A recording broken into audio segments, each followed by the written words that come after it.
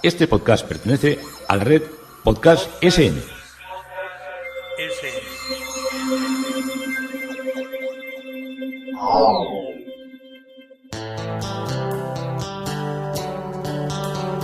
Historia con sentido.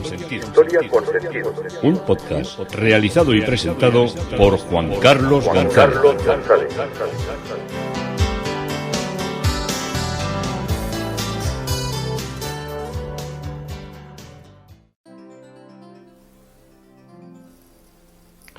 Un saludo a cuantas personas se acercan a través de las redes sociales, de Facebook, de Twitter, de mi página web Historia con Sentido y de la red de Podcast SM. Yo soy Juan Carlos González y hoy el tema propuesto es Angélico, la perfección y sus colaboradores. Volvemos a Florencia, volvemos a San Marco, como dicen ellos, que tantas satisfacciones nos están dando. Cuando llega el verano en los pueblos del sur siempre la canícula, el calor, se introduce entre las blancas calles y o bien a primera hora de la mañana o a última hora de la tarde siempre hay un sonido sorprendente que es el del camión de los melones, un camión que va vendiendo melones de la Mancha, el camión de los melones de la Mancha a 5 melones a 3 euros o 6 melones a 5 euros.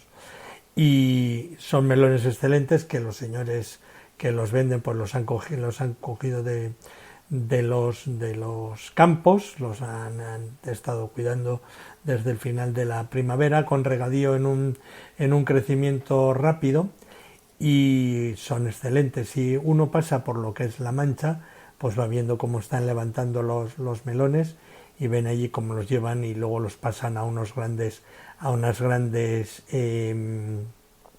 cajas plásticas que luego con un torito, con eso que tiene como 2 palas, los suben a los camiones y lo llevan a los distintos mercados para repartir. Esencialmente hay melones en la Mancha, también hay sandías, pero no sé qué pasa, si igual la zona de sandías es más la zona más mediterránea y el secano produce muy buen melón, un melón grande y un melón muy bueno.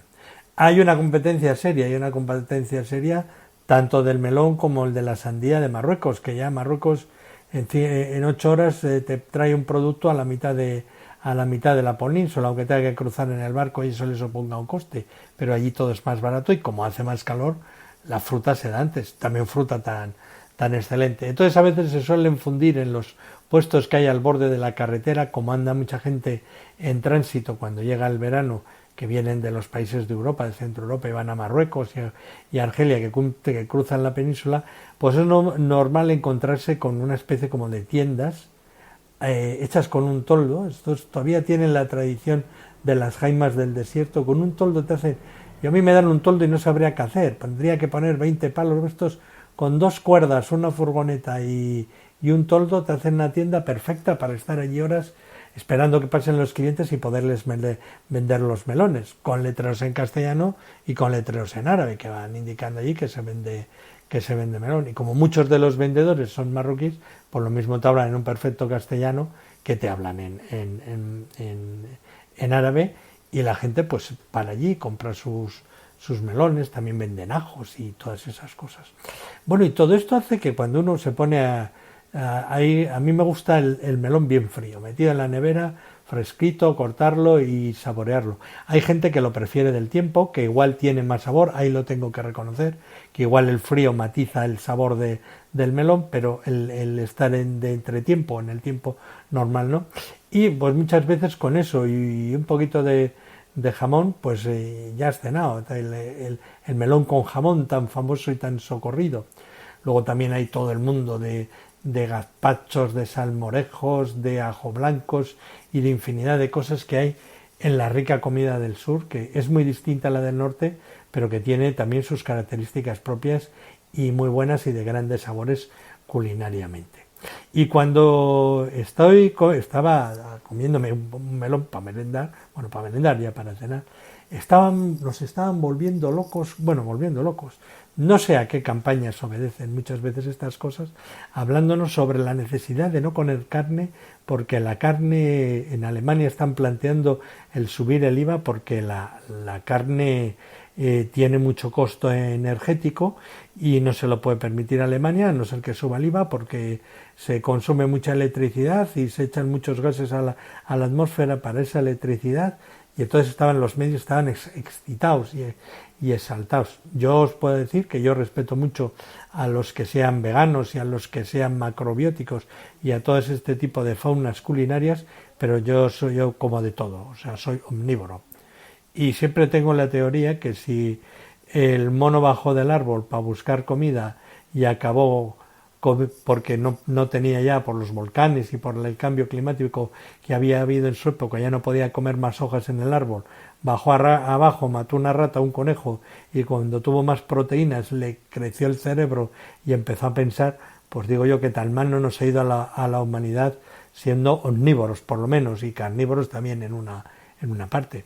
Porque yo no creo que la gente esté, cuando hablan es que es consumo excesivo, oye, yo no creo que toda la gente esté a todas las horas comiendo carne para desayunar, para comer, para cenar, y carne y chorizo y tal. Y luego pues me estaba acordando un poco de lo que conozco de Alemania, que claro, evidentemente, criar una vaca en Alemania para que te salga, o un cerdo para que te salga una salchicha de Frankfurt, pues es muy diferente hacerlo aquí en la península.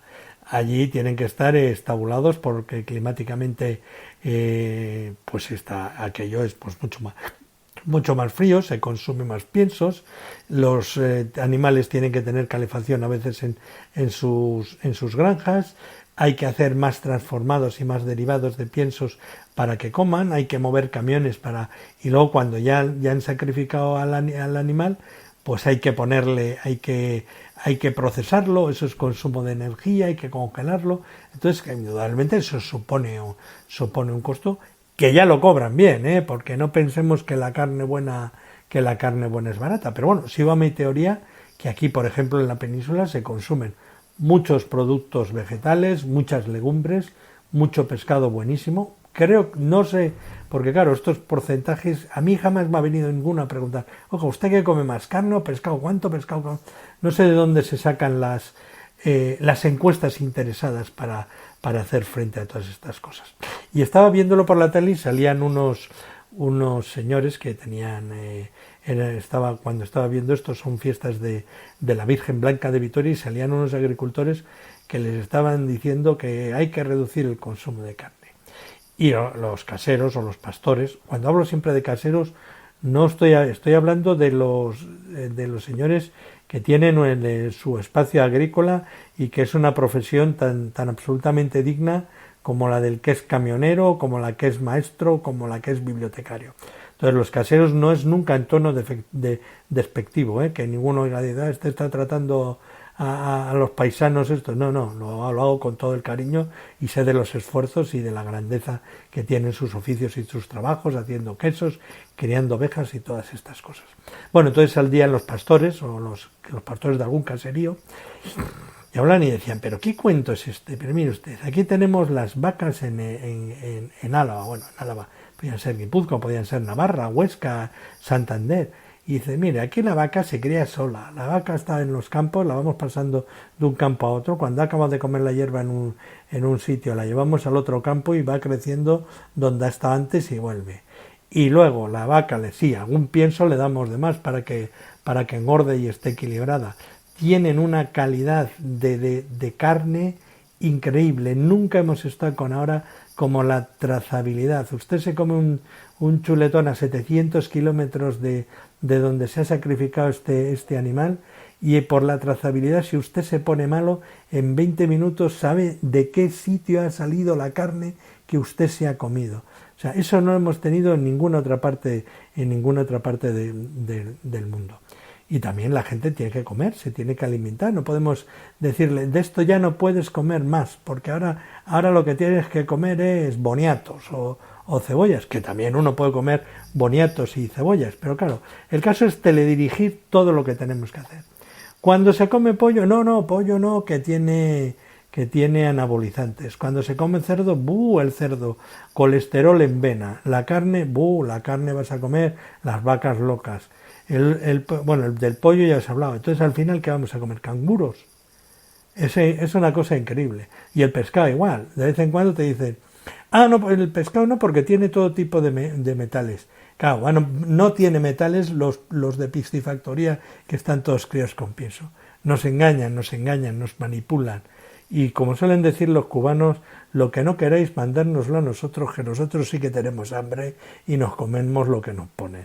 Mejor tener variedad y tener una variada dieta culinaria, que cada uno seleccione y se sitúe en lo que es su mundo, y no que viva la gente en una angustia continuada por qué tiene que comer, qué no puede comer, qué cambia el cambio climático, que desde luego el cambio climático lo cambia la contaminación de las grandes ciudades y de los grandes sitios. Es una vergüenza cuando os estoy hablando que en el 2019 todavía haya calefacciones de carbón en ciudades como Madrid. Y nos están hablando del cambio climático porque las vacas se tiran una ventosidad, por decirlo de alguna manera, y producen metano. No, hombre, seamos un poco serios. O las grandes industrias ahora están con los aviones. Ahora no hay que viajar en avión porque se contamina. No hay que viajar luego prohibirán también el viaje en avión, lo grabarán, pero ¿eso quién gana? O sea, el avión contamina menos porque digamos que porque está contaminando mucho. No, lo que harán es subir los precios de los vuelos y nos dirán que hay que poner una tasa para que no contaminemos más. Hay mucho de demagogia, mucho de informes falsos, y si nos hemos cargado la naturaleza no ha sido por los adelantos técnicos, sino por la sinrazón, el uso de pesticidas, subvenciones sin pies ni cabeza para sacar adelante campos improductivos que se llenan de fertilizantes y contaminan todo lo que es el ritmo natural. Ahí es donde tenían que estar mirando para hacer millonarios a gente que no va a invertir nunca ni un céntimo en lo que es la naturaleza ni su protección. Y todo esto me ha llevado, cuando estaba pensando en la carne, a los buenos chuletones que se comen en Florencia, comparables a cualquier sitio, a la carne gallega, a la carne leonesa, a la carne que puedes comerte en Santander, en Cantabria, en Euskadi, País Vasco, en todos esos sitios donde hay carne tan rica y donde se están trayendo diversas razas de otros países que se adaptan perfectamente. Me estoy acordando de las vacas limousin francesas o del buey irlandés, que son tan buenos productos. Comer lo que os dé la gana, y si os apetece comeros un chuletón, no os comáis 10 chuletones seguidos uno detrás de otro, sino comeros uno, y si vais a Florencia, probar uno. Y en Florencia estamos y en Florencia seguimos. Estamos contemplando un retablo que es la Virgen en torno con el Niño y 4 ángeles, obra de Zanobi Strozzi, realizada entre 1434 y 1436. Fue pintada para la iglesia de San Egidio y es la obra más antigua documentada del pintor, que va a ser y cita entre los discípulos más cercanos de Fray Angélico. Por eso os la estoy presentando y os la estoy trayendo para ponerosla en idea y en valor. Y tal vez sea, junto con las miniaturas de los libros corales, la obra que más esté influida por el maestro, la obra que más está influida por Fray Angélico. Otra de las obras interesantes, ya de Fray Angélico, es El llanto sobre Cristo muerto, una obra realizada entre 1436 y 1441, y la obra estilísticamente está cercana al fresco de la celda número 2 que la veremos un recorrido. No voy a entrar en la especificación de todos los dibujos, pero sí que voy a pasar por encima y voy a entrar en algunas de las celdas que verdaderamente nos pueden provocar casi delirios contemplándolos. Y fue encargada en 1436 por Fray Sebastiano Benitendi, que era descendiente de la beata Villana de Leboti, hija de esta era una devotísima, una de la tercera orden dominica, que era una especie de ejemplo de santidad, y que fue una de las mujeres que se introdujo en el estudio de la Sagrada Escritura y en todo lo que era la preocupación para avanzar intelectualmente y ser una monja culta, porque entonces los cultos eran los hombres, y había mujeres que eran tan brillantes o más o mucho más. Otra de las obras es el tabernáculo del gremio del lino, hecha también por Fray Angélico, que es una virgen con el niño en el trono, y en las puertas exteriores están San Marcos y San Pedro, y en las interiores San Juan Bautista y San Marcos. En la predela y el sermón de San Pedro ante San Marcos, la adoración de los magos y el martirio de San Marcos. El gran tabernáculo del que estamos hablando, del gremio del lino, los lineros eran muy fuertes en lo que era la estructura económica de Florencia, y fue pintado en el año 1433 y todavía se está pagando 3 años después facturas, por decirlo así, de este encargo. Y fue colocado en una sala en lo que era la sede de aquel gremio que estaba en el centro de Florencia, pero que fue demolido más tarde a principios del siglo XIX, cuando se reestructuró, como os he dicho, todo lo que era la ciudad de Florencia por lo insano y lo insalubre que tenía de muchas instalaciones, que era lo que potenciaban muchas veces la peste. Y el importante encargo público, pues es una muestra del prestigio que ya tenía la pintura de Fray Angélico, que ya tenía desde principios de 1430. Y la imagen de la Virgen evoca a las majestades del siglo anterior y se coloca como una visión actualizada de aquellas, en un perfecto equilibrio entre la elegancia gótica y la firmeza plástica y la calidad y la claridad de la perspectiva. Las figuras representadas en la puerta revelan también una gran influencia de los escultores contemporáneos que tenía Fray Angélico, en particular de Lorenzo de Ghiberti, al que fue encargado el marco de mármol realizado por 2 de sus colaboradores, que le da una brillantez y una exquisitez increíble. Y en la predela las historias de Jesús y de los santos están ilustradas con una vivacidad de como si fueran auténticas miniaturas muy bonitas. El sermón, como os he dicho, de Pedro San Marcos, el martirio de San Marcos, una natividad increíble.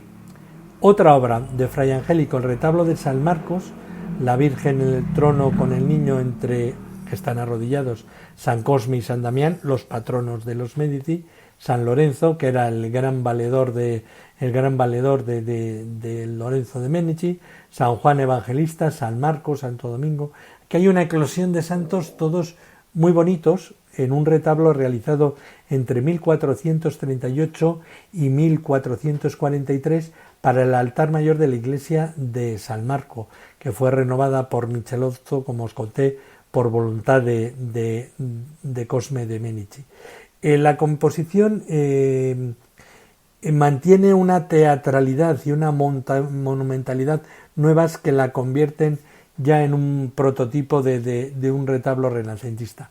La composición semicircular en esta sagrada conversación dentro de un formato cuadrado, porque solían ser rectangulares, presente también en otro retablo, adquiere en este caso una mayor profundidad, cuidadosamente estudiada y reforzada por unas ingeniosas invenciones, como un falso tabernáculo en un primer plano o el dibujo geométrico de la alfombra, tal vez inspirado en alguna de las que Cosme había ofrendado a la comunidad de los dominicos durante el concilio de unificación de 1439 para darle mayor esplendor a las celebraciones antiguas.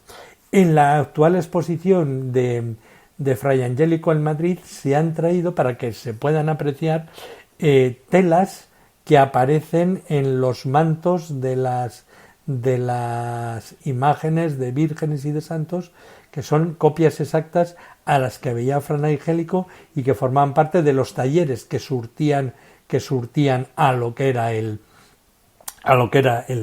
los conventos y las mercaderías florentinas.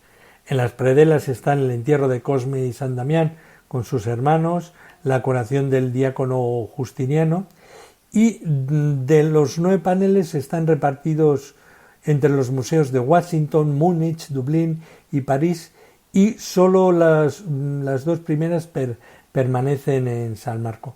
Suelen a veces juntarse todas estas piezas de la predela para intentar armar el retablo y para que la gente pueda apreciar la grandiosidad. Otro retablo conocido como el retablo de Annalena, que de Fray Angélico, la Virgen en el trono con el niño entre los santos Pedro de Verona mártir, el famoso dominico que aparece siempre con el cuchillo o con un machete clavado en la cabeza, Cosme y Damián, Juan Evangelista, Lorenzo y Francisco, una obra de 1434 a 1435. Según una hipótesis reciente, la tabla procedente del ya desaparecido convento de San Vicente de Annalena, por eso se le da el nombre de retablo de Annalena, podría haber pertenecido originariamente a la iglesia de San Lorenzo y haber sido encargado entre el año 1434 y 1435 por Cosme de Medici para la capilla dedicada en San Lorenzo a los santos Cosme y Damián. Esta hipótesis está basada en una serie de coincidencias, las historias de la predela que relatan el martirio de los santos médicos Cosme y Damián, y ese mismo año Felipe Brunelleschi había insistido en que los altares de la iglesia fueron decorados con pinturas de forma cuadrada, que es como empezaba a hacerlas ahora ya Fray Angélico. Además, el hecho de que el retablo fuera trasladado al convento de Annalena, que no fue fundado hasta 1453, podría explicarse por las modificaciones que se realizaron en la capilla de San Lorenzo en 1461. Si así fuera, esta sería la primera sacra conversación con forma y tipología renacentista, una escena entera dentro de un panel cuadrado con figuras dispuestas en semicírculo, ejemplo de una nueva concepción del espacio pintado. Otra obra de Fray Angélico es el retablo de Bosco ai Frati, que está la Virgen en el trono con el niño entre los santos Antonio de Padua, Luis de Toulouse, Francisco, Cosme y Damián, San Pedro de Verona, mártir.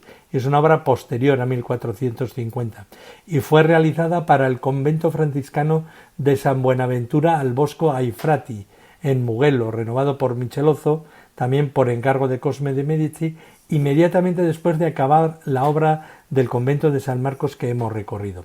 Puede considerarse posterior a 1450 por su estilo, así como la presencia en la predela de San Bernardino, que fue canonizado ese año. La Sagrada Conversación, a diferencia de Annalena, el modelo en la que parece estar inspirada, ha adquirido una nueva conciencia de la importancia de la perspectiva y de una nueva composición monumental en la descripción de la arquitectura de fondo con claras reminiscencias de monumentos romanos. Bueno, y tras visitar la sala del hospicio con las pinturas en tabla de Fray Angélico y otros colaboradores, volvemos otra vez al claustro de San Antonino, en donde contemplamos esta vez los medallones históricos que van alternados con lunetos históricos. Medallones y lunetos son cosas distintas, y nos presentan estos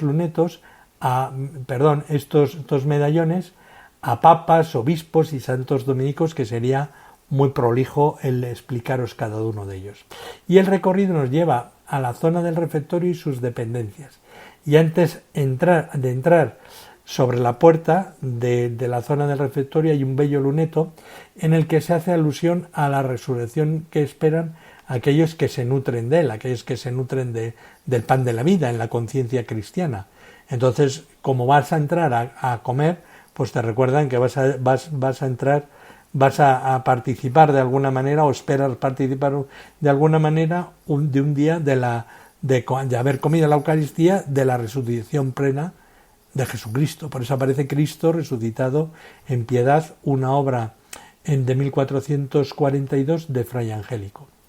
Lo primero que nos encontramos es la sala del lavado, que era por la antigua función que desempeñaba, era la sala precedente al refectorio mayor y adyacente adyacente a la cocina y, de acuerdo con las normas conventuales, estaba destinada a la purificación de manos previa a cada comida.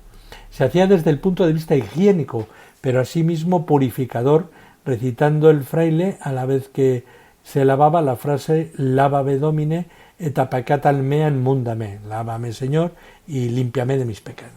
Y en la actualidad pueden observarse en las salas varias obras introducidas que nos introducen a la actividad de otro fraile del convento, Fray Bartolomé, el segundo gran fraile pintor que vivió en San Marcos a principios del siglo XVI, junto con obras de Luca y Andrea de la Robbia, en cuyo purismo formal se ve reflejada la concepción de arte de Savonarola. En la sala del lavabo hay una obra de Fray Bartolomé, al que ayuda Mariotto Albertinelli. Es un juicio universal pintado entre 1499 y 1501. El fresco, separado e instalado en San Marcos, fue encargado en el año 1499 para el Hospital de Santa María Nuova por Gerozzo Deni, el gran benefactor, para cuya capilla fúnebre de su madre Nonna Bena lo situó en el claustro de los Huesos. Ya el nombre echa un poquito para atrás. La obra quedó inconclusa cuando el pintor, marcado por los acontecimientos de Savonarola, rompió con la pintura presa de un desaliento absoluto, y la mitad superior del fresco fue completada en el año 1501 por Mariotto Albertinelli, que vivió en Florencia entre 1474 y 1515, y era un alumno de Cosimo Rosselli, y allí fue donde aprendió junto con otro estudiante que era el Fray Bartolomé, y luego los dos pintores abrieron juntos un taller en Florencia. Albertinelli se esforzó por mejorar su diseño mediante el estudio de las obras de arte del Jardín de los Medici, y fue influenciado también por el estilo de Rafael. Rafael le influye mucho a la hora de pintar. Y cuando en el año 1494 los Médici fueron exiliados temporalmente, él retomó el trabajo con Bartolomeo, del cual copió el estilo hasta el punto que, según Giorgio Vasari, sus obras eran a menudo confundidas. En 1500, a la estela de la campaña del moralizador y del reformador Savonarola, Bartolomé entró en la orden de los dominicos tomando el nombre de Fray o Frate Bartolomé y abandonó temporalmente la pintura. Albertinelli, fuera de sí por la pérdida, porque claro, pintaban juntos y tenían muy buen negocio, y quiso seguirle, impulsado por el éxito obtenido en la realización del juicio final, pero al final decidió seguir su camino. Y las obras del Bertinelli llevan una impronta del Perugino, con quien estudió Rafael, en un sentido de volumen y de espacio, y estas son unas obras como muy plenas de colorido y de buen gusto y de estética.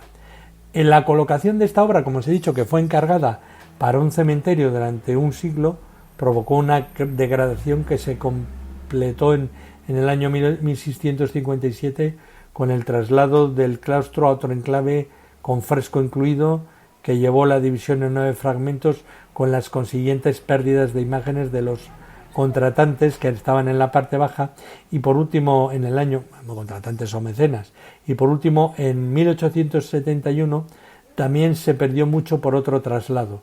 Solo una reciente y radical intervención de arranque de la película pictórica residual ha detenido la degradación del color y provocada por las sales minerales que muchas veces se empleaban en su revoque. Y a pesar de su estado de profunda degradación, el fresco transmite aún el extraordinario efecto de monumentalidad y de circularidad airada de la composición, que fue fuente de inspiración para un joven Rafael en la obra que él hizo de la disputa del sacramento, pintada en las salas vaticanas en 1509, existe una copia del fresco del siglo XVI en la iglesia de Santa Polonia y otra sobre papel de finales del siglo XIX, sobre la obra de Raffaello Bonaiuti, y nos lleva a la conclusión de que esa disputa del sacramento de Rafael está inspirada en esta obra. En la sala del lavabo también tenemos obras de la Robbia, de Luca y Andrea de la Robbia y otros, en terracota vidriada, y el grupo de procedencia desconocida, no se sabe exactamente, estaba ubicada en el siglo XVIII en el oratorio de Santo Tomás de Aquino, donde sufrió una caída a finales del siglo XIX, rompiéndose en varios fragmentos, y ya después de la restauración, tras la inundación de 1966, fue objeto de una nueva consideración y entregado a la obra en depósito al Museo de San Marcos. La calidad expresiva del modelado hace que esta obra sea atribuida a Luca de la Robbia, el inventor de la técnica de la terracota vidriada, empleando aquí una policromía que va más allá del tradicional blanco y azul, lo cual, teniendo presente el gesto risueño del niño así girado con la cabeza, sugiere la fecha de ejecución que se remonte a la misma época de las obras del escudo de gremios de médicos y de especieros que está en el Museo Bargello, que es una auténtica joya. En el prefacio a su tratado sobre la pintura, Alberti atribuye a Luca de la Robbia y a Brunelleschi, Masaccio, Ghiberti y Donatello la creación del estilo Renacimiento. Los considera que eran lo más genuino que podía haber. Se saben muy pocas cosas de la juventud de la Robbia, pero fue sin duda formado en el taller de Ghiberti, y su estilo parece indicar que aprendió la escultura, el mármol de Dani de Banco, y se cree que terminó la Asunción de este último. Sin ninguna duda, sus esculturas, cuyo encanto anunciaba la gracia que iban a traer las pinturas de Rafael, gustaban de un público más amplio que las misteriosas obras que muchas veces, aunque era mejor escultor, hacía Donatello. Ellas se leen con más facilidad por su aspecto desenvuelto, aunque ocultan un riguroso estudio, y la aportación más importante de Luca de la Robbia reside en su técnica.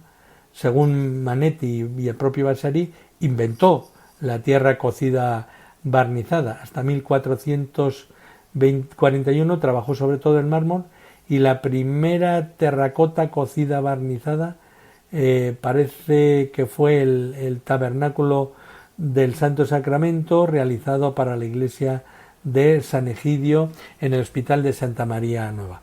El efecto de las obras de Luca de la Robbia es increíble, por sus barnices azules y blancos, así como la resistencia y su coste poco elevado, que explican su popularidad, su rapidez a la hora de hacerse, y era una brillante adaptación de la escultura monumental y de los barnices esmaltados de los ceramistas, coloreados al plomo o al estaño por medio de distintos óxidos metálicos.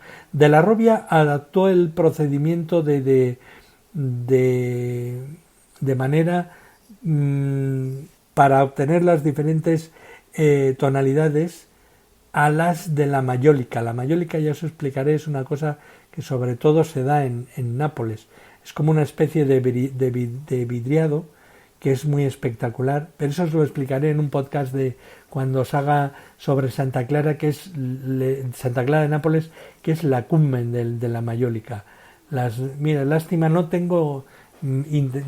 fui capaz de encontrar en Nápoles a precios entendibles algún azulejo de mayólica para habérmelo podido traer y contemplar, y muchas veces pasar la mano por esas finuras. Y bueno, después vinieron del taller de la Robbia, trabajaron Andrea, Luca, Giovanni, aunque otros escultores también realizaron obras similares.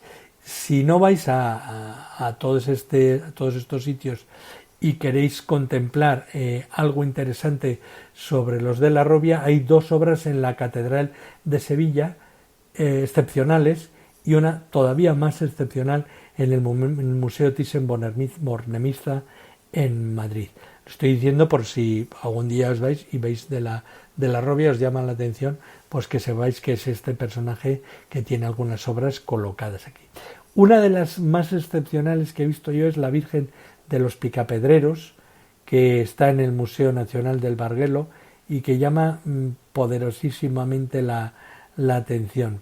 En 1448, como os he dicho, había empezado también a realizar, aparte ya de temas religiosos, empezó a realizar algunos elementos ya de personajes, de caras identificables de niños, de elementos para cantorías que le reservaron y le llevaron a tener una gran fama. Sobre todo hay un retrato de una dama sobre un tondo que es de 1465 del Museo del Barguelo, que es absolutamente colosal. Y todo esto, cuando hemos pasado por la sala del lavado de manos y hemos empezado a ver ya diversas obras de Fray Bartolomeo y de los de la Robia, nos presentan ante el refectorio mayor, que está cargado ahora de obras interesantísimas, pero que veremos en el siguiente podcast. Hemos visto Angélico, la Perfección y sus colaboradores. Esto es Historia con Sentido y encantado de haberoslo hecho llegar un día más.